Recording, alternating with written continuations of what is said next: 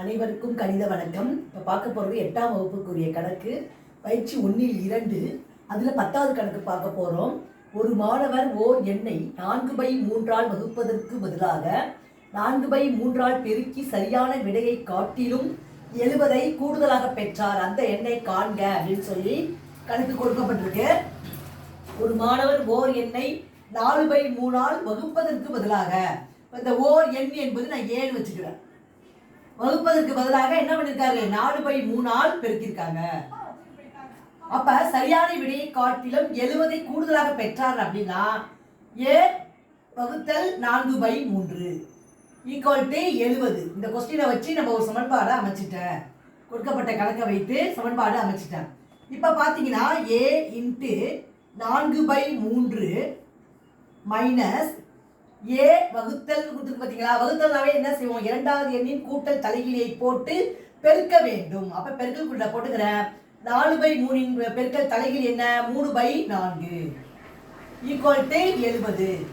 அடுத்த ஸ்டெப் பாருங்க. ரெண்டுலையுமே a காமனா இருக்கிறனால a வெளியில எடுத்துட்டேன். 4/3 மைனஸ் 3/4 ஈக்குவல் டு 70. அடுத்த ஸ்டெப் a இன்ட்டு இது எல்சிஎம். இது வந்து என்ன பண்றோம், கழித்தல், பின்ன கழித்தல். 3 4 12. 12ல 3 எத்தனை வாட்டி இருக்கு, 4 வாட்டி இருக்கு. 4 × 4 தொகுதியால் பகுதியால் வகுத்து தொகுதியால் பெருக்க வேண்டும். மைனஸ் 12ல 4 3 வாட்டி இருக்குது. 3 × 3 ஈக்குவல் டு 70. அடுத்த ஸ்டெப் பாருங்க. a இன்ட்டு 4 எவ்வளவு, 16 minus 3 9 divided by 12 equal to 70. அடுத்த ஸ்டெப் பாருங்க. a இன்ட்டு 16 9 கழிச்சா எவ்வளவு, 7/12 ஈக்குவல் டு 70. அடுத்த ஸ்டெப் நமக்கு ஏவோட மதிப்பு தான் வேணும். a இஸ் ஈக்குவல் டு இந்த 70 அப்படியே போட்டுக்கிறேன். இந்த பக்கம் இடது பக்கம் இருக்கிறது வலது பக்கம் கொண்டு போகும் பொழுது அப்படியே தலைகீழாக மாற்றி எழுத வேண்டும்.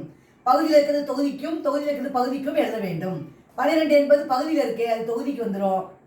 7 என்பது பகுதியில் இருக்கு, தொகுதியில் இருக்கு, அது பகுதியில் எழுதுறோம். 7 7 7 70. 10 12 பெருக்கினால் எவ்வளவு வரும், 120. அப்ப அந்த எண்ணை காண்க அப்படின்னு சொல்லி கொடுத்துருக்காங்க பாருங்களா. அந்த எண் இஸ் ஈக்குவல் டு, ஆன்சர் என்ன கிடைச்சிருக்கு அப்படின்னு பார்த்தீங்கன்னா 120. இந்த கணக்குக்குரிய விடை 120. புரிஞ்சுங்களா?